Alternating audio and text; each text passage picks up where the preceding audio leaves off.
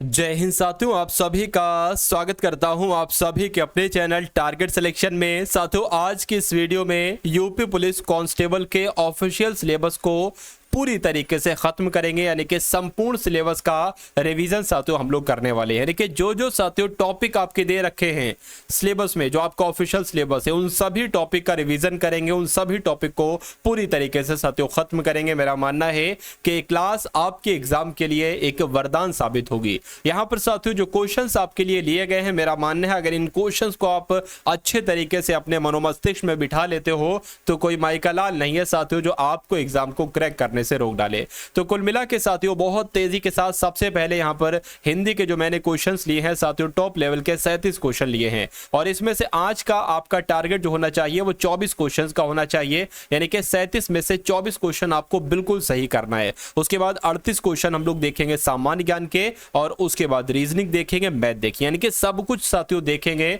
आपने अगर इस क्लास में एंट्री कर दी है तो ये समझ लीजिए अधूरा ज्ञान खतरनाक होता है, क्लास को छोड़कर आपको कतई भी नहीं जाना है। उसके बाद देखिए पहला सवाल है कि जिन वर्णों का उच्चारण स्वतंत्र रूप से होता है साथियों उनको क्या कहा जाता है। देखिए स्वर जो होते हैं ना, स्वर स्वतंत्र होते हैं, यानी कि जिन वर्णों का उच्चारण स्वतंत्र रूप से होता है वो साथियों स्वर कहलाए जाते हैं। उसके बाद देखिए दूध शब्द कैसी संज्ञा है मुझे बताइए। अगर बात करते हैं साथियों दूध की, अगर बात करें तो ये एक द्रव्यवाचक संज्ञा हो जाएगी। तो जिनका आंसर यहां पर है ऑप्शन नंबर बी, तो बिल्कुल करेक्ट है। मेरे कुर्ता पैजामा में 3.5 मीटर कपड़ा लगेगा, इस वाक्य में साथियों विशेषण क्या है मुझे बताइए। देखिए यानी कि आपसे पूछा जा रहा है कि विशेषण जो है ना ये किस प्रकार का है, ये आपको कुल मिला के बताना है। देखिए अगर बात करते हैं साथियों मेरे कुर्ते पैजामे में, ठीक ना, 3.5 मीटर, क्या 3.5 मीटर कपड़ा लगेगा, ये आपसे कुल मिला के यहां पर जो है ना वो साथियों पूछा जा रहा है। अब यहां पर साथियों कई सारे लोग गलती करेंगे। गलती क्या करेंगे साथियों वो भी मैं आपको बता चुका हूं। देखिए मेरे कुर्ते पैजामे में 3.5 मीटर कपड़ा लगेगा, वाक्य में विशेषण क्या है, तो कई सारे लोग साथियों क्या संख्यावाचक विशेषण लगा देंगे, जो कि गलत हो जाएगा। आपको साथियों ये मालूम होना चाहिए कि अगर किसी वस्तु की नाप या तौल का बोध होता है, क्या अगर किसी वाक्य में किसी वस्तु की नाप या तौल का बोध होता है तो वहां पर साथियों जो होता है वो परिमाण वाचक विशेषण होता है। ये आप लोग साथियों ध्यान रखेंगे, यानी कि आपका राइट आंसर जो जाएगा वो ऑप्शन नंबर सी के साथ जाएगा। उसके बाद देखिए अगला सवाल, देखिए इस क्वेश्चन को गलत ना समझिएगा, ए ना मानिएगा साथियों, ऑप्शन नंबर सी इसका बिल्कुल सही जवाब होगा। उसके बाद देखिए अगला सवाल है कि पुल्लिंग शब्द का चयन कीजिए। साथियों 1 से 2 सवाल आपके पक्के आते हैं आपके एग्जाम में कि इसमें से कौन सा शब्द पुल्लिंग है, कौन सा शब्द साथियों एक तरीके से स्त्रीलिंग है, बताइए। देखिए हवा कैसे स्त्रीलिंग हो जाएगा, कोयल कैसे स्त्रीलिंग हो जाएगा, शिक्षा कैसे स्त्रीलिंग हो जाएगा, दारा कैसा है, ठीक है ना, तो ये आपका पुल्लिंग हो जाएगा और यही आपका बिल्कुल करेक्ट आंसर हो जाता है। उसके बाद देखिए तुम बैठो मैं अभी आया, इस वाक्य में काल कौन सा है मुझे बताइए। कहा जा रहा है तुम बैठो मैं अभी आया, देखिए भूतकाल नहीं हो सकता ये, क्योंकि वर्तमान बात चल रही। भाई तुम बैठो अभी मैं आ रहा हूं, ये भविष्य काल भी नहीं होगा। तुम बैठो मैं अभी आया, ये वर्तमान काल का वाक्य होगा। यानी कि जिनका आंसर ऑप्शन नंबर बी है मैं कहूंगा बिल्कुल करेक्ट है। श्रृंगार एक तद्भव शब्द होता है, कैसा शब्द होता है, एक तद्भव शब्द होता है। तो अगर मैं आपसे पूछूं इस तद्भव शब्द को अगर तत्सम शब्द में कहेंगे तो क्या कहेंगे, तो साथियों क्या कहेंगे, श्रृंगार कहेंगे, ठीक है ना, श्रृंगार कहेंगे साथियों। ये आपका बिल्कुल सही जवाब। ये वाला और ये वाला तो सेम ही लग रहा है साथियों, कुल मिला के श्रृंगार होता है श्रृंगार का तत्सम शब्द। उसके बाद देखिए अगला सवाल है संगम शब्द का संधि विच्छेद करने पर उपसर्ग क्या आएगा। तो कुल मिला के साथियों आपको यहां पर बताना है कि आपका राइट आंसर किस ऑप्शन के साथ जाएगा। चलिए तो यहां पर अगर बात करते हैं साथियों क्या आ जाएगा, सम और गम आ जाएगा, यानी कि सम धन गम आ जाएगा। और सम कौन सा होगा, हलंत वाला सम आएगा उपसर्ग के रूप में। जिनका आंसर यहां पर ऑप्शन नंबर सी था तो बिल्कुल सही था। उसके बाद देखिए अग्ग का साथियों विलोम क्या होता है, तो अग्ग का विलोम क्या होता है, विज्ञ होता है। आंसर आपका ए के साथ जाएगा। अतिथि का साथियों पर्यायवाची क्या होता है मुझे बताइए। देखिए यहां पर अगर बात करें साथियों, देखिए अतिथि की अगर बात करें आगंतुक कहते हैं, क्या कहा जाता है, आगंतुक कहते हैं। यानी कि राइट आंसर आपका जाएगा ऑप्शन नंबर सी के साथ। उसके बाद देखिए तो अतिथि का पर्यायवाची आगंतुक हो जाएगा। उसके बाद देखिए अगला सवाल है आपकी स्क्रीन पर, बताइए कि कोटि का अर्थ श्रेणी होता है। कोटि का अर्थ क्या होता है। देखिए दो तरह के यहां पर अगर बात करें साथियों हम लोग, एक तो साथियों कोटि है, कोटि का मतलब क्या होता है भाई, किस कोटि का है, किस श्रेणी का है, कहते हैं ना हम लोग। उसके अलावा एक कोटि का मतलब और होता है करोड़ भी कहते हैं साथियों कोटि को। तो कुल मिला के इस कोटि का कह लो तो ये आपका यानी कि करोड़ इसका मतलब हो जाएगा कोटि का। उसके बाद देखिए अगला सवाल है जो प्रमाण से सिद्ध ना हो सके उसको साथियों क्या कहा जाता है बताइए।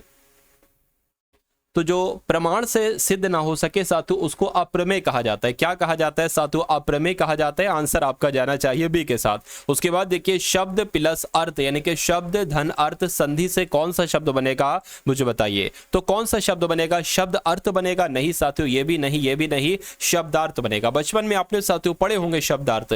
तो कुल मिला के अगर इन दोनों को जोड़ेंगे यानी कि इन दोनों की संधि करेंगे तो साथियों शब्दार्थ बनेगा। ऑप्शन नंबर डी में जैसे लिखा हुआ है। उसके बाद देखिए अगला सवाल है कि समासिक पद को तोड़ना क्या कहलाया जाता है मुझे बताइए। तो समासिक पद को तोड़ना क्या कहलाया जाता है साथियों? समास विग्रह कहलाया जाता है। ये आप सभी लोगों को यहां पर मालूम होना चाहिए। उसके बाद देखिए अगला सवाल है आपकी स्क्रीन पर साथियों, मुझे बताइए।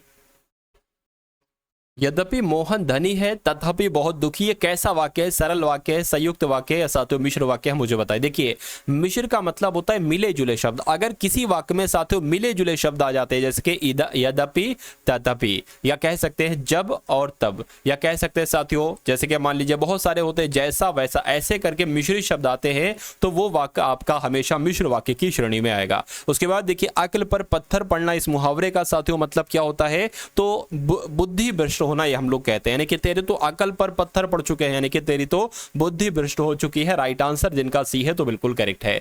गोबर क्या? गुड़ गोबर करना, इसका मतलब क्या होगा बताइए। ठीक है कि भग्नाश होना या अच्छा और बुरा एक करना या मजा किरकिरा करना या अच्छी चीज को बुरा कहना। तो मैं कहूंगा भाई तूने तो मजा किरकिरा कर दिया यानी कि तूने तो गुड़ गोबर कर दिया। तो इस क्वेश्चन का राइट आंसर आपका ऑप्शन नंबर सी के साथ जाएगा। इनमें से ओ का उच्चारण स्थान साथियों क्या है मुझे बताइए।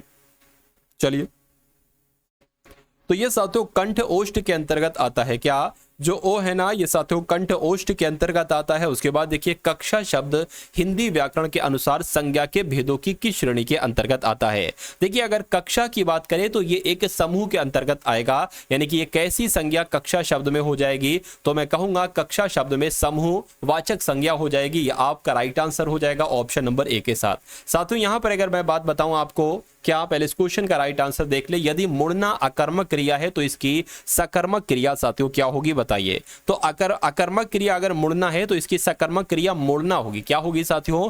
मोड़ना होगी। राइट आंसर आपका जाएगा ऑप्शन नंबर सी के साथ। चलिए उसके बाद देखिए अगला सवाल है कि निम्नलिखित इकारांत शब्दों में एक पुल्लिंग शब्द है उसको साथियों आपको चुनना है, यानी कि इसमें से एक पुल्लिंग शब्द है वो आपको बताना है। देखिए साथियों मैंने आपके लिए दो तरह की पीडीएफ तैयार करवाई है। पहली पीडीएफ की अगर बात करें तो 2018 से लेकर साथियों 2024 तक की जितनी भी शिफ्ट बनेंगी, लगभग 18 शिफ्ट बनेंगी साथियों ये।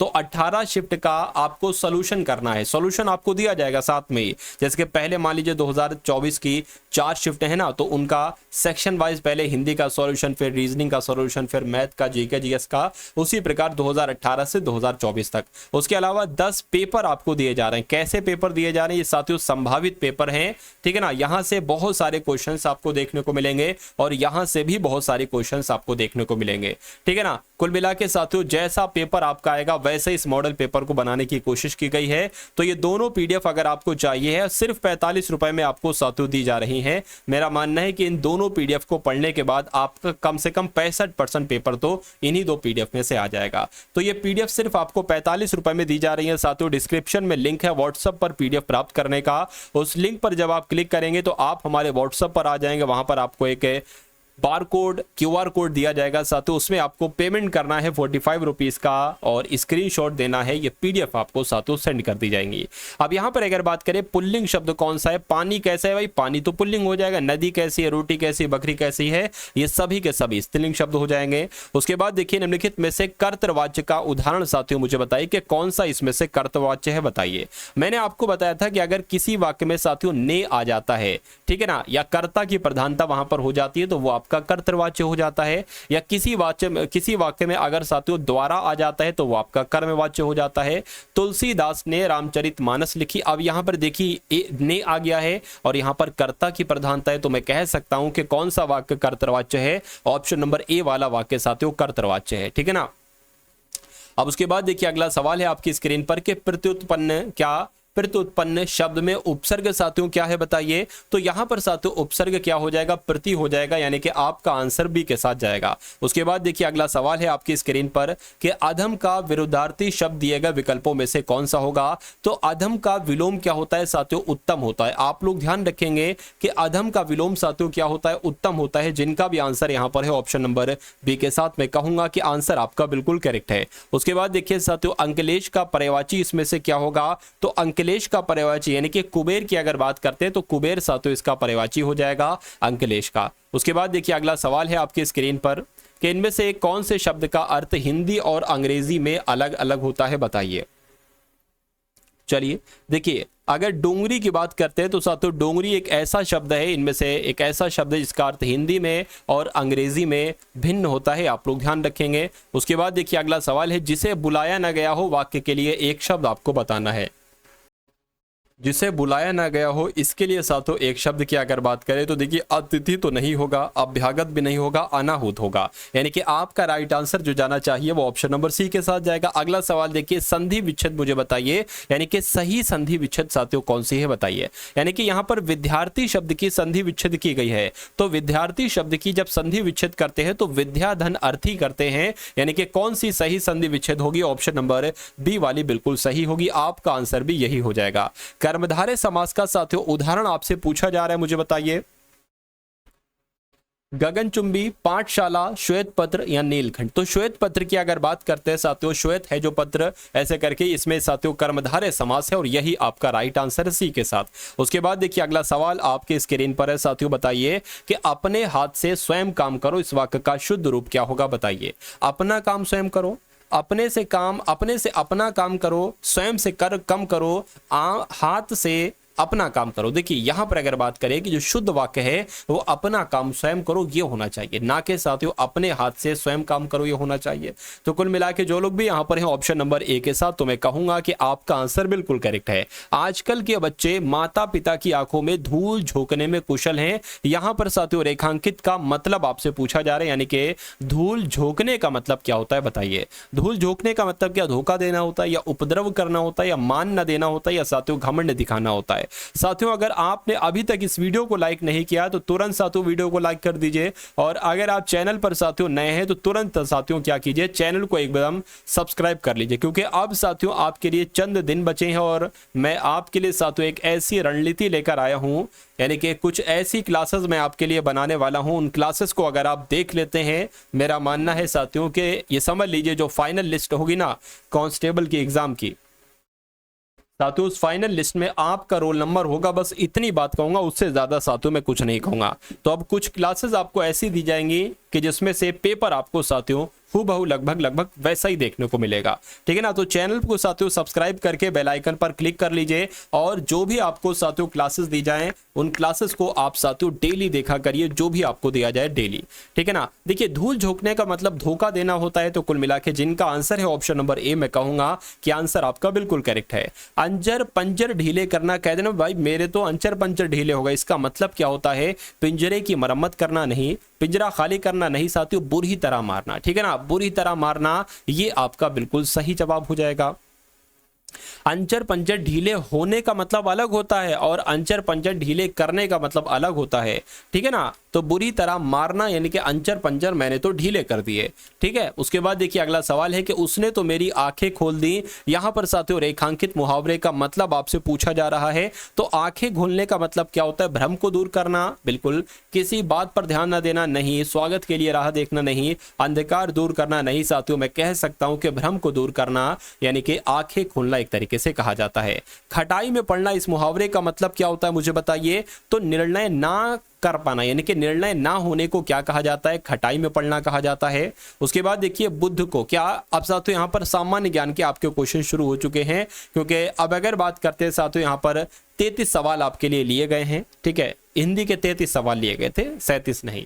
अब उसके बाद देखिए गौतम बुद्ध को ज्ञान की प्राप्ति साथियों कहां पर हुई थी, तो बोधगया में हुई थी, आंसर आपका ए के साथ जाएगा। अमीर खुसरो जिन्हें कव्वाली का पिता एवं भारत का तोता कहा जाता है, ये किसके दरबार में साथियों कवि थे, तो ये तो अलाउद्दीन खिलजी के दरबार में कवि थे। आंसर आपका किस ऑप्शन के साथ जाएगा, ऑप्शन नंबर डी के साथ जाएगा। भाई बहुत बढ़िया, वेरी गुड क्लास। चलिए साथियों, अब उसके बाद देखिए अगला सवाल है आपकी स्क्रीन पर 36वें नंबर का सवाल साथियों आपकी स्क्रीन पर है कि निम्नलिखित में से किसके शासनकाल में मुगलों और मराठों के बीच द्वंद्व प्रारंभ हुआ था, बताइए। तो अगर बात करें साथियों, औरंगजेब आपका राइट आंसर होगा, यानी कि औरंगजेब के शासनकाल में मुगलों और मराठों के बीच द्वंद्व प्रारंभ हुआ था। उसके बाद देखिए ड्राफ्टिंग कमेटी के साथियों चेयरमैन कौन रहे, तो अगर बात करें ड्राफ्टिंग कमेटी के चेयरमैन कौन रहे, तो डॉक्टर भीमराव अंबेडकर ही ड्राफ्टिंग कमेटी के चेयरमैन रहे थे। उसके बाद देखिए कि भारत सरकार के मुख्य विधि अधिकारी कौन होते हैं, तो जो महान्यायवादी होते हैं ना भारत के साथियों, वही भारत सरकार के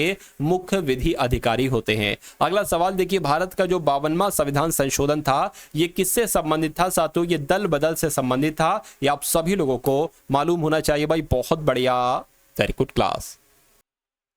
उसके बाद देखिए साथियों, यहाँ पर दक्षिणी गोलार्ध में ये बहुत पूछा जाता है कि दक्षिणी गोलार्ध में सबसे छोटा दिन कौन सा होता है, तो दक्षिणी गोलार्ध में सबसे छोटा दिन 21 जून का होता है। कौन सा साथियों, 21 जून का दिन जो होता है वो दक्षिणी गोलार्ध में सबसे छोटा दिन होता है। उसके बाद देखिए भारत की समुद्री सीमा तटीय किनारे से कितने किलोमीटर तक समुद्र में फैली हुई है, तो साथियों कितने किलोमीटर तक, मैं कहूंगा कितने, एक तरीके से साथियों तो 12 समुद्री मील तक जो है ना वो आप लोग ध्यान रखेंगे समुद्र में फैली हुई है। आंसर आपका जाएगा सी के साथ। उसके बाद देखिए भारत के निम्नलिखित राज्यों में से किसमें कॉफी का उत्पादन सबसे अधिक होता है, तो अगर बात करते हैं साथियों भारत का ऐसा कौन सा राज्य है जहां पर कॉफी का सबसे ज्यादा उत्पादन किया जाता है, तो मैं कहूंगा कि कर्नाटक है। आंसर आपका जाएगा ऑप्शन नंबर डी के साथ। उसके बाद देखिए कि भूरी क्रांति किसको बल देने पर केंद्रित है, बताइए।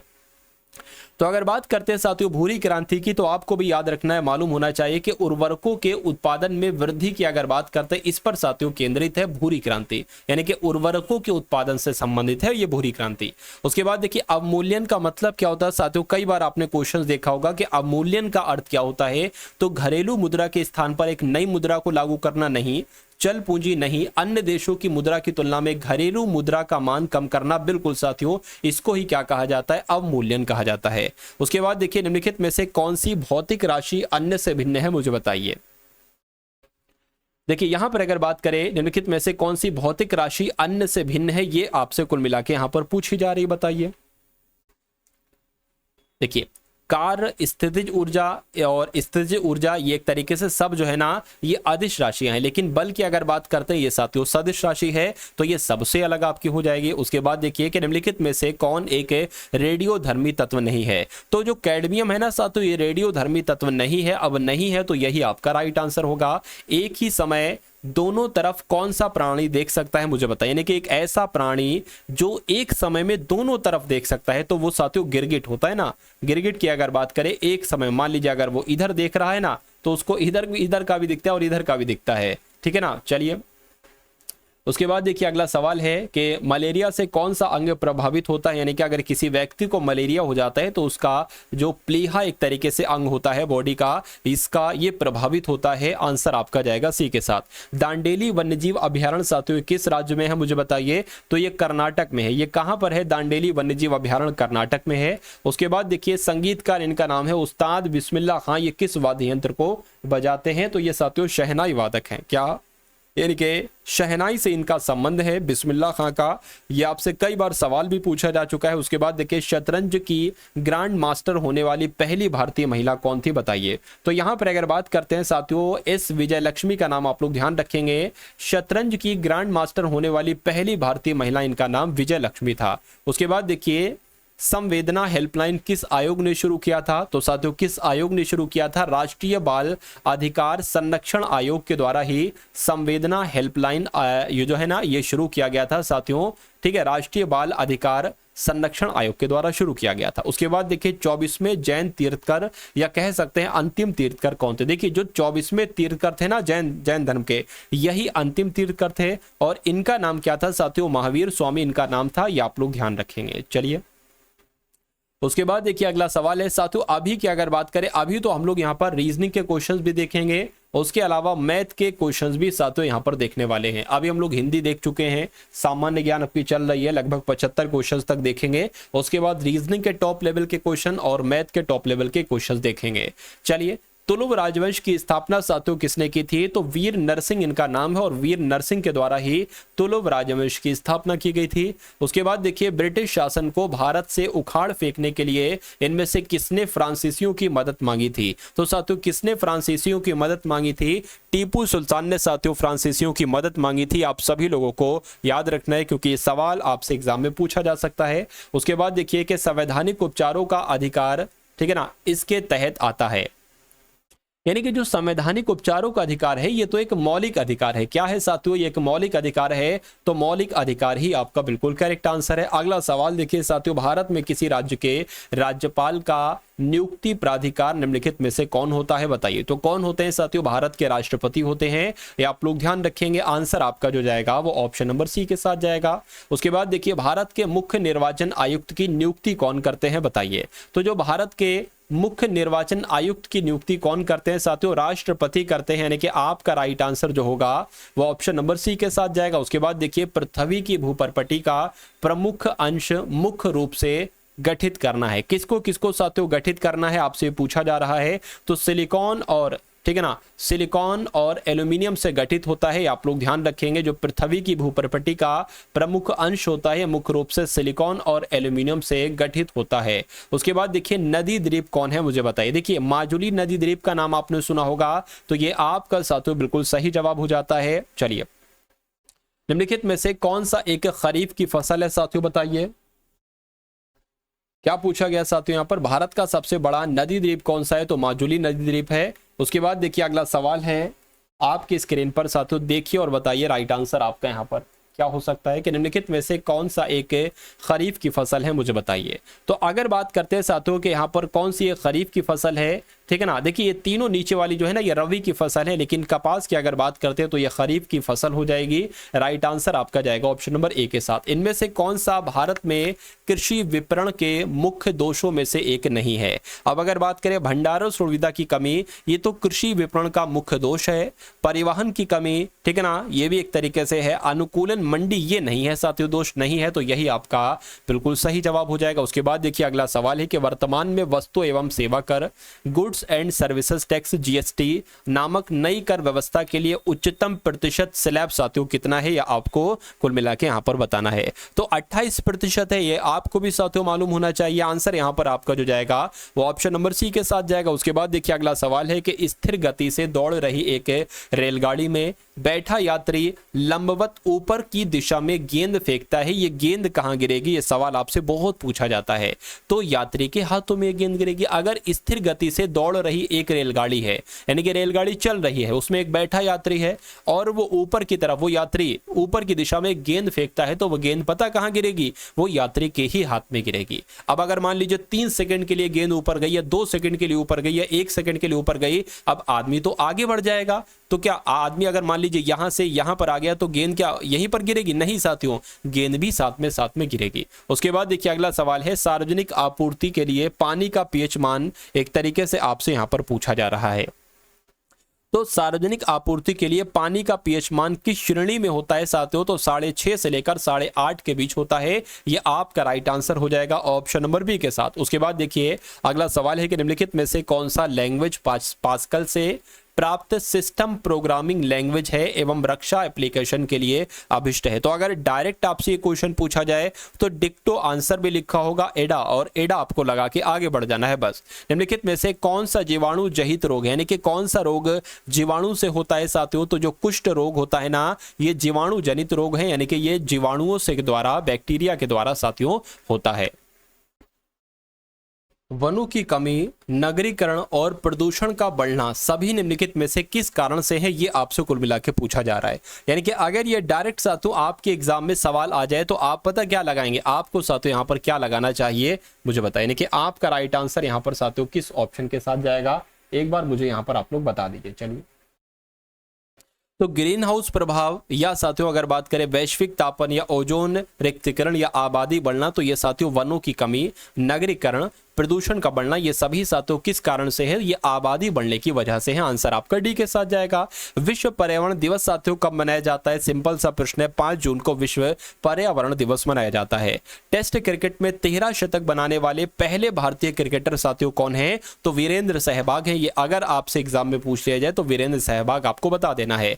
अब साथियों यहां पर अगर हम लोग बात करते हैं कि रीजनिंग के सवाल आपके यहां पर शुरू हो चुके हैं, ठीक है ना। कौन से सवाल आपके शुरू हो चुके हैं साथियों? रीजनिंग के यहां पर सवाल शुरू हो चुके हैं। तो इन सभी क्वेश्चंस को आप लोग देखेंगे और देखेंगे कि आपका लेवल साथियों कितना है, यानी कि रीजनिंग के सेक्शन में आपका लेवल कितना है। तो एक निश्चित कूट भाषा में सिंपल यानी कि SIM PLE को क्या लिखा जाता है? 631549 लिखा जाता है। उसके अलावा PLOUGH को क्या लिखा जाता है? 547028 लिखा जाता है। तो SLEEP को क्या लिखा जाएगा? अब देखिए, कभी भी अगर दो शब्द आपको दे, 1 और 2, और उनके साथ साथ नंबर भी दे और तीसरा शब्द आपसे पूछे, तो 100% ये होता है कि एस का कोड यहां पर लिखा होगा। जिसके एस यहां पर लिखा है ना, तो एस का कोड लिखा हुआ है 6 है, यानी कि एस का कोड क्या हो जाएगा? 6 हो जाएगा। पी का कोड देखिए जरा, पी साथियों ये है, पी का कोड 5 है, यानी कि पी का कोड क्या हो जाएगा? 5 हो जाएगा। एक ऐसा ऑप्शन 6 और 5 वाला, 6 वाला और 5 वाला, नीचे जरा करिए 6 और 5, यानी कि साथियों यही है इकलौता क्या? तो 6 और 5 साथियों सिर्फ और सिर्फ इसमें है, तो यही आपका आंसर हो जाएगा। बाकी अगर आप मैचिंग करोगे तब भी यही आंसर निकलेगा। उसके बाद देखिए अगला सवाल है साथियों आपकी स्क्रीन पर। जॉन ने अपने दोस्त को एक महिला से परिचय कराते हुए कहा क्या? अब यहां पर अगर साथियों बात करते हैं हम लोग क्या कि जॉन ने अपने दोस्त को एक महिला से परिचय कराते हुए कहा कि वह जो है ना, वह उसकी पत्नी, यानी कि किसकी? जॉन की पत्नी के पिता। जॉन की पत्नी के पिता कौन हो जाएंगे? जॉन के ससुर जी हो जाएंगे। ससुर जी की दूसरी बेटी, यानी कि वो कौन हो जाएगी? साली हो जाएगी। यानी कि जॉन की वो कौन है? वो साली है। तो कहने के वो महिला जॉन की कौन होगी? यानी कि जॉन एक तरीके से उसको क्या कहेगा साथियों? तो साली कहेगा। तो मैं कह सकता हूं कि साली कहां पर लिखा हुआ है? ऑप्शन नंबर डी वाले में लिखा हुआ है। तो यही आपका साथियों क्या होगा? बिल्कुल करेक्ट आंसर हो जाता है। अब उसके बाद देखिए साथियों अगला सवाल है, कथन आपके सामने है और निष्कर्ष आपके सामने है। कथन को आपको पढ़ना है और बताना है कि कौन कौन से निष्कर्ष सही है और कौन कौन से निष्कर्ष गलत है। देखिए यहां पर अगर बात करें साथियों, कहा गया है कि सभी बिस्किट बाजरा हैं। तो मान लेते हैं साथियों ये क्या आपके हो जाएंगे? ये आपके बिस्किट हो जाएंगे, ठीक है ना। थोड़ा सा बड़ा बना ले, क्या करें? थोड़ा सा इसको क्या कर लेते हैं? बड़ा बना लेते हैं। यहां पर 1 सेकंड रुकिए। चलिए थोड़ा सा साथियों बड़ा बना लिया। और कहा यहां पर क्या कहा गया है? 1 सेकंड। चलिए, तो कहा क्या गया है साथियों के सभी बिस्किट की बात चल रही है कि सभी बिस्किट बाजरे हैं। तो ये सभी बिस्किट जो हो जाएंगे साथियों वो क्या हो जाएंगे? वो एक तरीके से यहाँ पर बाजरे हो जाएंगे। और कह रहे हैं कि सभी बाजरा अनाज हैं। तो सभी बाजरा क्या हो जाएंगे साथियों? सभी बाजरा आपका ये अनाज हो जाएंगे। अब निष्कर्ष को पढ़िए साथियों कि सभी बिस्किट अनाज है। क्या सभी बिस्किट अनाज हैं? सभी बिस्किट अनाज है, ये बात तो बिल्कुल सही है। सभी अनाज बाजरा है। भाई सभी अनाज बाजरा कैसे हो सकता है? ठीक है ना, इतने अनाज बाजरा होंगे, ये अनाज थोड़ी ना भाई बाजरा हो जाएंगे। तो कुल मिला के गलत हो जाएगा। यानी कि केवल निष्कर्ष एक अनुसरण करता है। और ऐसा कहां पर लिखा हुआ है? ऑप्शन नंबर सी में लिखा हुआ है। तो यही आपका साथियों बिल्कुल करेक्ट आंसर है। अब उसके बाद देखिए अगला सवाल है साथियों आपकी स्क्रीन पर, पढ़िए और बताइए। देखिए यहां पर साथियों अगर हम लोग बात करें, कथन में लिखा हुआ है क्या? कथन में लिखा हुआ है कि हर चमकती हुई वस्तु सोना नहीं होती। अब निष्कर्ष आपको पढ़ना है और बताना है कौन सा सही है कौन सा गलत है। देखिए हर चमकती हुई वस्तु सोना नहीं होती, बिल्कुल सही बात है। कहने कि जो वस्तुएं बाहर से अच्छी दिखाई देती हैं वो शायद अंदर से अच्छी नहीं होती। हो सकता है, अब यहां पर साथियों शायद लगा है, अगर ये लिखा होता कि जो वस्तुएं बाहर से अच्छी दिखाई देती हैं वो अंदर से अच्छी नहीं होती तो वो गलत हो जाता। लेकिन यहां पर शायद लगा है तो इसलिए ये आपका सही हो जाएगा। हम किसी भी वस्तु या व्यक्ति के बनावटी आचरण के पीछे आंतरिक सत्य की कल्पना नहीं कर सकते। बिल्कुल साथियों, अगर कोई व्यक्ति है वो अगर बनावटीपन उसका आचरण है तो साथियों उसके पीछे आंतरिक सत्य की कल्पना नहीं की जा सकती। ये भी आपका बिल्कुल सही हो जाएगा। तो मैं कहूंगा कि दोनों निष्कर्ष आपके सही हैं। और ऐसा कहां पर लिखा हुआ है? ऐसा ऑप्शन नंबर डी में लिखा हुआ है। उसके बाद देखिए अगला सवाल है साथियों आपकी स्क्रीन पर, देखिए और बताइए सही जवाब क्या होगी। तो यहां पर साथियों कथन आपका लिखा हुआ है और यहां पर साथियों धारणा आपकी लिखी हुई है। तो यहां पर अगर बात करें, इसको मैं थोड़ा सा साथियों छोटा कर लेता हूं। 1 सेकंड रुकिए आप।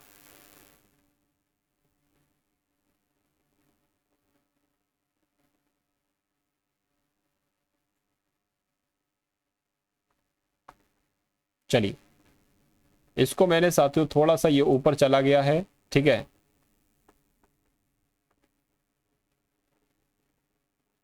ये वाला है, ये वाला है, ठीक है ना। तो देखिए इतने की अगर बात करते हैं, पहले आगे अभी अगर वो पढ़ लिया जाए कि हम ऐसे समय में, क्या ऊपर भी कोई लाइन है? नहीं, ऊपर कोई लाइन नहीं है। देखिए लिखा हुआ है यहां पर साथियों, हम ऐसे समय में, इसमें कुछ मिस्टेक है क्या साथियों? हम ऐसे समय में रह रहे हैं, बिल्कुल हम कैसे समय में रह रहे हैं? जब पर्यावरण खतरे में है। ये बात तो बिल्कुल सही है, इसलिए इसे सुरक्षित करना महत्वपूर्ण है। ये बहुत शानदार कथन था। अब धारणाओं को पढ़िए और बताइए कौन सी धारणा सही है, कौन सी धारणा साथियों गलत है। आपको बताना है कि हमें स्वस्थ समस्याओं को रोकने, ठीक है ना, हमें स्वस्थ समस्याओं को रोकने, पारिस्थितिकी तंत्र को बनाए रखने, ठीक है ना, पारिस्थितिकी तंत्र को बनाए रखने और हमारे बच्चों के लिए पृथ्वी को सुरक्षित रखने में मदद के लिए पर्यावरण की रक्षा करने की आवश्यकता। ये बात तो बिल्कुल सही है साथियों, ठीक है ना। तो ये वाला आपका धारणा सही हो जाएगी। प्रदूषण न केवल स्वस्थ देखभाल पर खर्च बढ़ाता है, बल्कि काम करने की क्षमता भी कम करता है। प्रदूषण न केवल स्वस्थ देखभाल पर खर्च बढ़ाता है, प्रदूषण जो है ना, कहाँ यहाँ पर साथियों कहा क्या जा रहा है आपसे कि प्रदूषण जो है न सिर्फ सिर्फ स्वस्थ देखभाल पर खर्च बढ़ाता है, बल्कि काम करने की क्षमता में भी साथियों काम करने की क्षमता भी कम करता है। देखिए यहाँ पर अगर बात करें, जो आपका सही होगा वो ऑप्शन नंबर ए वाला सही होगा। यानी कि इस कथन के अकॉर्डिंग साथियों जो धारणा सही है वो कौन सी अंतर्निहित है? फर्स्ट वाली अंतर्निहित है। और ऐसा कहाँ पर लिखा हुआ? ऐसा तो ऑप्शन नंबर 1 में लिखा हुआ है कि केवल धारणा एक अंतर्निहित है। तो यही आपका बिल्कुल करेक्ट आंसर हो जाता है। अब उसके बाद देखिए अगला सवाल है आपके स्क्रीन पर साथियों, देखिए और बताइए सही जवाब क्या होगा। साथियों इसको मैं थोड़ा सा जूम कर देता हूं आपके लिए, ठीक है, तो आपको देखने में और ज्यादा जो होगी वो आसानी होगी। चलिए,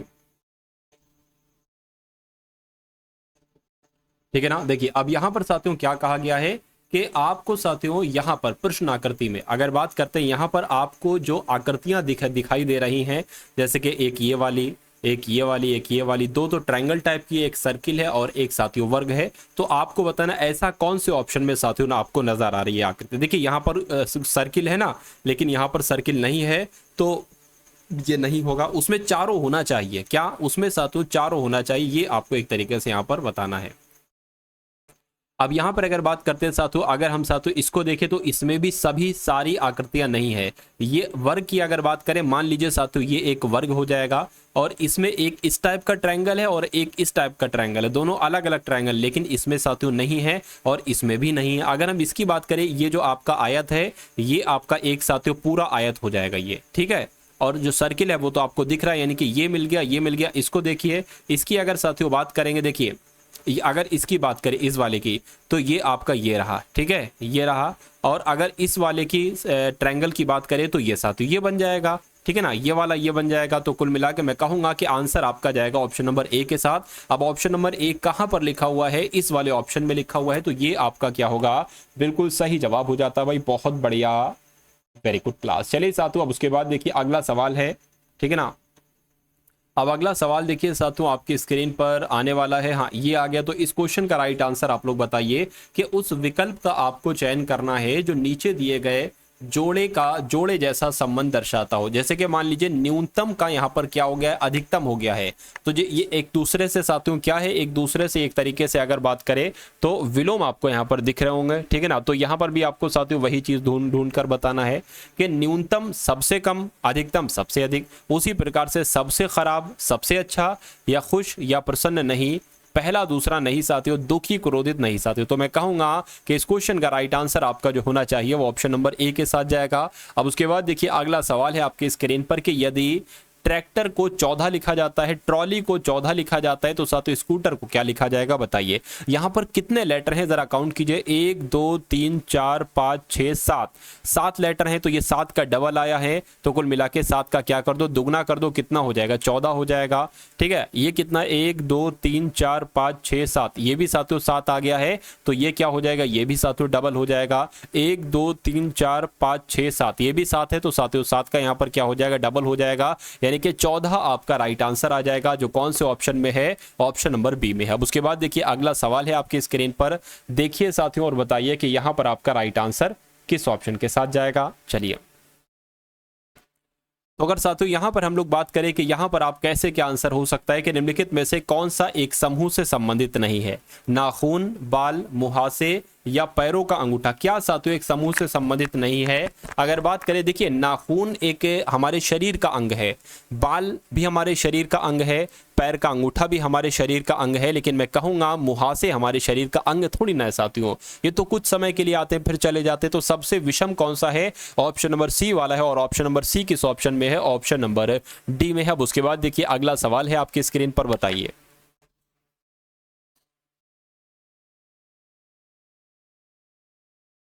चलिए साहब, तो इस क्वेश्चन को देखिए और मुझे बताइए कि आपका राइट आंसर यहां पर क्या होगा। सबसे पहले देखिए सी आया है, ठीक है, यानी कि 3, उसके बाद डी 4 पर होता है, एफ 6 पर होता है, आई 9 पर होता है। अब देखिए यहां पर साथियों 1 बढ़ाया गया है, यहां पर 2 बढ़ाया गया है, यहां पर 3 बढ़ाया गया है, तो जाहिर सी बात है यहां पर 4 बढ़ाएंगे तो 9 4 होता है 13, और 13 पर आता है साथियों एम, यानी कि इस यहां पर कौन सा आ जाएगा, लेटर एम आ जाएगा, और एम आपका बिल्कुल करेक्ट आंसर भी हो जाता है।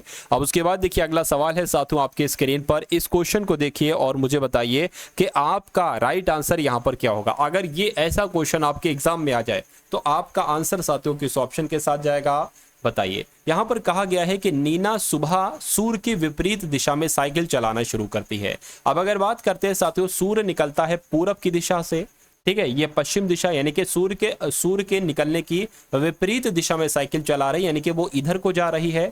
तो मान लेते हैं साथियों वो किधर को जा रही है, वो इधर को जा रही है, कहने के फिर वह बाईं ओर मुड़ती, यानी कि उल्टे हाथ पर मुड़ती है और 1 किलोमीटर चलती है। 1 किलोमीटर चला दिया, उसके बाद 1 किलोमीटर दूरी तय करने के बाद फिर वो बाईं ओर मुड़ती है। किधर मुड़ती है साथियों, बाएं ओर मुड़ती है, यानी कि एक तरीके से अगर बात करें उल्टे हाथ पर मुड़ती है, उल्टे हाथ पर मुड़ गई, ठीक है। कह रहे कि अब वो किस दिशा में चल रही है साथियों, वो अब किस दिशा में जा रही है, वो तो आप साथियों किस दिशा में जा रही है, पूर्व दिशा में जा रही है। तो इस क्वेश्चन का राइट आंसर आपका क्या होगा, पूर्व हो जाएगा, जो कौन से ऑप्शन में है, ऑप्शन नंबर डी वाले में है। अब उसके बाद देखिए अगला सवाल है आपके स्क्रीन पर, देखिए और बताइए सही जवाब क्या होगा। कि जयंत ने अपने दोस्त से उस आदमी का परिचय अपने पत्नी, यानी कि जयंत है वो अपने दोस्त से कह रहा है कि कोई मान लीजिए आदमी है, ये कोई आदमी है, तो कह रहा है कि जयंत कह रहा है अपने दोस्त से कि उस आदमी का परिचय करा रहा है, कह रहा है कि अपने पत्नी के, क्या अपने पत्नी के पिता, यानी कि ये अपनी बात कर रहा है, अपनी पत्नी, इसकी पत्नी के पिता कौन होंगे, इसके ससुर होंगे, ससुर के बेटे कौन होंगे साथियों, साले होंगे। तो मतलब ये एक तरीके से क्या है, साले के रूप में, यानी कि ये जो आदमी है ये क्या है, एक तरीके से साले के रूप में साथियों कहा जा रहा है। तो यहाँ पर आदमी जयंत का क्या होगा साथियों, तो आदमी जयंत का क्या होगा, एक तरीके से साला बहनोई की अगर बात करें तो आंसर की अगर बात करें, आंसर आपका जो जाएगा वो ऑप्शन नंबर बी के साथ जाएगा। चलिए भाई, उसके बाद देखिए अगला सवाल है आपकी स्क्रीन पर, मुझे बताइए। चलिए देखिए यहां पर अगर बात करें कि कथन आपके सामने है और निष्कर्ष आपके सामने है। कथन को पढ़िए कि नैना सुनीता को देखती है और उसकी सुंदरता की प्रशंसा करती है। बिल्कुल, नैना सुनीता को देख रही है और इसकी तारीफ कर रही है। अब साथियों निष्कर्ष को आपको पढ़ना है और बताना है कि कौन सा सही है कौन सा गलत है। देखिए, सुनीता नैना की तुलना में अधिक सुंदर है। क्या सुनीता नैना की तुलना में अधिक सुंदर है, मतलब यहां पर सुनीता को ज्यादा खूबसूरत बताया गया है। क्या सुनीता को ज्यादा खूबसूरत बताया गया है, नैना को कम सुंदर बताया गया है। लेकिन यहां पर नैना सुनीता को देखती है, ठीक है ना, नैना जो है ना ये सुनीता को देखती है और उसकी सुंदरता की प्रशंसा करती है, और सुनीता नैना की तुलना में, ठीक है, अधिक सुंदर है। चलिए, उसके बाद कह रहे हैं कि सुनीता के पहनावे की शैली से नैना प्रभावित है। चलिए एक बार और जरा ध्यान से पढ़ेंगे साथियों तो आपको मालूम पड़ेगा। देखिए कथन की अगर बात करते हैं, फिर इसको मैं डिलीट कर देता हूं, हटा देता हूं सारी चीजों को, ठीक है ना। इन सारी चीजों को साथियों जब मैंने हटा दिया, और अगर फिर दोबारा से पढ़ेंगे कि नैना सुनीता को देखती है और उसकी सुंदरता की प्रशंसा करती है, तो मैंने यहाँ पर साथियों लिखा था कि सुनीता ज्यादा सुंदर है नैना का में। देखिए ऐसा भी हो सकता है, लेकिन जरूरी नहीं ऐसा हो। क्या पता एक ज्यादा खूबसूरत वाली लड़की कम खूबसूरत वाली लड़की की भी प्रशंसा कर सकती है। हो सकता हो नैना ज्यादा सुंदर हो सकता हो सुनीता ज्यादा सुंदर हो, ठीक है ना। उसके बाद लिखा हो निष्कर्ष में सुनीता नैना की तुलना में अधिक सुंदर। देखिए कथन को पढ़ के हमें ये नहीं मालूम पड़ रहा है कि कौन ज्यादा सुंदर है। अरे भाई क्या पता नैना ज्यादा सुंदर हो, वो सुनीता कम उसकी तारीफ कर रहे हो कि भाई तुम अच्छी लगती हो, ठीक है, तो इससे हमें ये नहीं पता चल रहा है कि नैना की तुलना में अधिक सुंदर कौन है, तो ये गलत हो जाएगा। सुनीता के पहनावे की शैली से नैना प्रभावित है, तो जरूरी नहीं ऐसा भी है, क्योंकि यहाँ पर नहीं पता है, क्या पता उसकी सूरत अच्छी है या क्या पता उसका पहनावा अच्छा है, क्या अच्छा है, तो कुल मिला के ये भी हम लोग नहीं कह सकते। तो मैं कहूंगा कि यहाँ पर कोई निष्कर्ष नहीं सही साथियों लग रहा है, इसलिए आंसर आपका जाएगा ना तो एक और ना ही दो कथन अनुसरण करते हैं, आंसर आपका डी के साथ जाएगा। उसके बाद देखिए साथियों अगला सवाल है आपकी स्क्रीन पर, कथन आपके सामने है, ठीक है ना, कथन आपके सामने है साथियों और अवधारणा भी आपके सामने है, ठीक है, दोनों अवधारणाएं दिख रही हैं और साथियों कथन आपको यहां पर दिख रहे हैं, पूरा सवाल आपको दिख रहा है। कथन को जरा पढ़िए और देखिए क्या क्या यहां पर सही है। देखिए, प्रधानाध्यापिका ने शुल्क संरचना पर चर्चा करने के लिए सभी अभिभावकों और शिक्षण कर्मचारियों की एक बैठक बुलाई है, ठीक है ना। यहां पर साथियों का आ रहा है शुल्क संरचना का पुनर्निर्माण करने की योजना है, ऐसा है क्या। सामान्य सहमति तक पहुंचने के लिए बैठक बुलाई गई थी, ऐसा है क्या। तो कुल मिला के अगर बात करें, देखिए कथन के अनुसार साथियों ये भी सही लग रहा है और ये भी सही है, तो मैं कहूंगा कि एक और दो दोनों अंतर्निहित है, यानी कि दोनों सही है, इसलिए राइट आंसर आपका जाएगा ऑप्शन नंबर 1 के साथ। भाई बहुत बढ़िया, वेरी गुड क्लास। अब साथियों यहाँ पर मैथ के क्वेश्चंस आप लोग देख लीजिए। मैथ का यहाँ पर क्वेश्चन जो है, कहा जा रहा है कि एक परीक्षा में प्रॉन्जॉय, क्या ये साथियों मान लेते हैं इसका नाम जॉय है, एक लड़का है, इसने 272 अंक प्राप्त किए हैं एक परीक्षा में, और कह रहे हैं ये जो 272 अंक प्राप्त किए हैं जो कि 64% अंक प्राप्त करने के बराबर है। तो कह रहे कि परीक्षा में परीक्षा कितने अंक की थी, तो यहाँ पर कहा गया है कि 64% अगर 272 के बराबर हैं तो परीक्षा कितने अंक की थी साथियों। परीक्षा हमेशा 100% अंक की होती है, तो जब 64% की वैल्यू दे रखी है 272, तो 100% की वैल्यू निकाल लो, यही आपसे पूछा जाएगा। ये 1% की वैल्यू आ जाएगी, 100% की निकालना है तो 100 से गुणा करा दो साथियों। अब अगर बात करते हैं 8 8 64, 8 कम 8 16, 8 3 साथियों 24 हो जाएगा, 25 26 27 यानी कि 3 आ जाएगा, 8 चौक आपके 34 हो जाएगा, ठीक है ना। कितना हो गया साथियों, ये 8 चौको 32 आपका हो जाएगा। इतनी बात आपको समझ में आ गई। इसको कट करोगे 2 से 17 आएगा, गुणा 100 लग जाएगा, ये कट होगा साथियों 4 आ जाएगा, इसको इससे कट करोगे ये 25 आ जाएगा यहाँ पर, यानी कि 17 और 25 की आपको गुणा कराना है, ठीक है ना। 17 पंजे 85 हो जाएगा, 17 दूना 34 हो जाएगा, 5 12 यानी कि 425 आपका जो होगा ये परीक्षा में परीक्षा कितने अंक की थी, तो साथियों 425 अंक की थी। आंसर जिनका ए है मैं कहूंगा बिल्कुल करेक्ट है। उसके बाद देखिए अगला सवाल है कि एक व्यक्ति 16,800 में 18 खाट बेचकर, क्या लिखा हुआ है, बहुत शानदार क्वेश्चन है साथियों। इस क्वेश्चन को आप लोग देखिएगा और बताइएगा कि आखिर इस क्वेश्चन का राइट आंसर कैसे क्या साथियों यहां पर होगा। देखिए कहा गया है कि 16,800 में एक व्यक्ति में 18 खाट बेचता है, मतलब 18 खाट उसने इतने रुपए में बेच दी हैं और 3 खाट के क्रय मूल्य के बराबर वो लाभ भी साथियों ले लेता है। तो कह रहे हैं कि एक खाट का क्रय मूल्य कितना, यानी कि एक खाट को उसने कितने रुपए में खरीदा है। विक्रय मूल्य मतलब बेचा है और क्रय मूल्य मतलब जिस दाम में उसने खरीदा है। तो यहाँ पर साथियों मान लेते हैं कि एक खाट का क्रय मूल्य कितना है, x है। तो एक खाट का क्रय मूल्य आपसे पूछा जा रहा है, मान लीजिए एक खाट का क्रय मूल्य कितना है, x है, ठीक है ना। तो अगर बात करें साथियों 18 खाट का विक्रय मूल्य यहाँ पर क्या बताया गया है, देखिए यहाँ पर 18 खाट का एक तरीके से जो मूल्य बताया गया है साथियों वो क्या बताया गया है। अगर बात करते हैं साथियों 18 खाट का क्रय मूल्य, 18 खाट का क्रय मूल्य प्लस क्या साथियों यहाँ पर प्लस आ जाएगा, और प्लस अगर बात करते हैं 3 खाट का क्रय मूल्य, 3 खाट का क्रय मूल्य। ये बात आप समझ गए, यानी कि जो 18 खाट का एक तरीके से साथियों जो विक्रय मूल्य, 18 खाट का जो विक्रय मूल्य है वो कितना है साथियों, वो एक तरीके से अगर बात करते हैं 16,800 है। अब ये पता 16,800 किसके बराबर, इसमें यानी कि 16,800 में 18 खाट का क्रय मूल्य यानी कि 18 खाटों को जितने में खरीदा है वो भी है, और जो प्रतिशत हुआ है 3 खाट के क्रय मूल्य के बराबर वो भी है, ठीक है ना। तो कुल मिला के साथियों मैं कह सकता हूं मैंने एक खाट का क्रय मूल्य कितना माना था, x माना था। तो 18 खाट का क्रय मूल्य यानी कि 18x और 3 खाट का क्रय मूल्य यानी कि 3x, यानी कि टोटल 21x ये साथियों हो गया। अब x का मान जरा निकालिए, क्या आएगा यहाँ पर 16,800 बटे 2100, ठीक है, 7 से कटेगा साथियों, 7 तियां 21, 7 दूना 14, 7 चौक 28, यहाँ पर डबल जीरो हो जाएगा, 7 सत्ते 3 सत्ते 21, 3 अट्ठे 24 आपका 800, यानी कि x का जो मान निकलेगा साथियों वो 800 निकलेगा। तो हमने एक खाट का क्रय मूल्य कितना देखा था, x देखा था, और x क्या है साथियों, एक खाट का क्रय मूल्य है, तो यही 800 ही आपका बिल्कुल सही जवाब हो जाएगा। अगर आपकी ये लाइन समझ में आ गई साथियों तो कोई दिक्कत नहीं है, क्योंकि यहाँ पर लिखा हुआ है ना, देखिए 16,800 में उसने 18 खाट बेची है, ठीक है ना, और 3 खाट के क्रय मूल्य के बराबर उसको लाभ भी हुआ है। तो जो 18 खाट का विक्रय मूल्य है वो एक तरीके से ये कितना होगा, 16,800 है, इसमें 18 खाट का क्रय मूल्य भी है और 3 खाटों का क्रय मूल्य भी है, ये तो कुल मिला के कितना हो जाएगा, 21 खाटों का क्रय मूल्य हो जाएगा। एक क्रय मूल्य एक खाट का जो क्रय मूल्य है वो हम मान लेते हैं x है, यानी कि 21x बराबर 16,800, x का मान निकाल लो तो वो एक खाट का क्रय मूल्य आपका निकल आएगा, आंसर आपका जाएगा 800 के साथ। अब उसके बाद देखिए अगला सवाल है कि नेहा ने 30% छूट पर 1300 में एक पुस्तक खरीदी और इसे 30% लाभ पर बेच दी, उसे कितना प्रॉफिट होगा, ये आपसे पूछा जा रहा है, बताइए। चलिए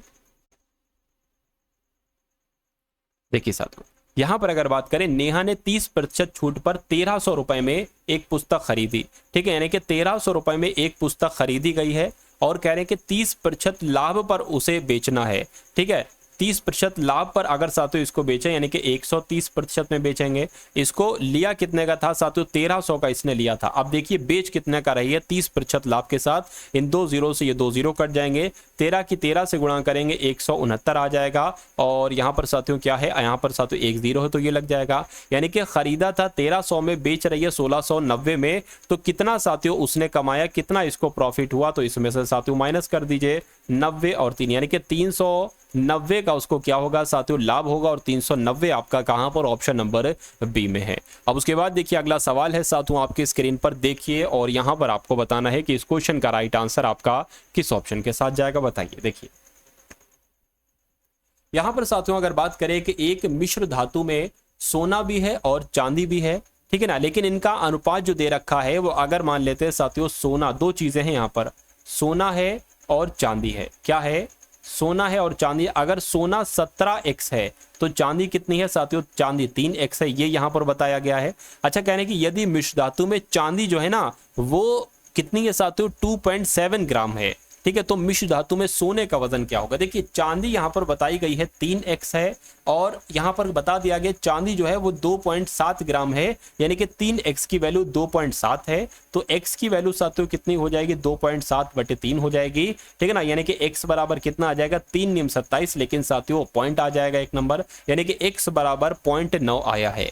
तो अगर आपसे पूछा जाए कि सोने का वजन कितना है, तो सोने का वजन 17x है, 17x है, और x की वैल्यू हमें पता चल गई है साथियों कितनी है, एक तरीके से 0.9 है। तो बस साथियों इसको आप क्या करा लो, इसको आप कैलकुलेट करा लो, 17 नीम कितना होता है, 153 होता है, तो मैं कहूंगा 153, अच्छा पॉइंट लगा है 1 नंबर के बाद, पॉइंट लग जाएगा, यानी कि 15.3 ग्राम ये क्या हो जाएगा, ये सोने का वजन हो जाएगा, क्योंकि चांदी का वजन अगर 2.7 ग्राम है तो सोने का वजन 15.3 ग्राम होगा, आंसर आपका जाएगा बी के साथ। अब उसके बाद देखिए अगला सवाल है, आज की इस क्लास का अंतिम सवाल आपकी स्क्रीन पर है, देखिए और बताइए राइट आंसर यहां पर क्या होगा। थोड़ा सा घुमाया गया इस सवाल को, लिखा गया मेदिनी अकेले पूरी दीवार को 16 दिनों में पेंट कर सकती है, कहने के जबकि यूकी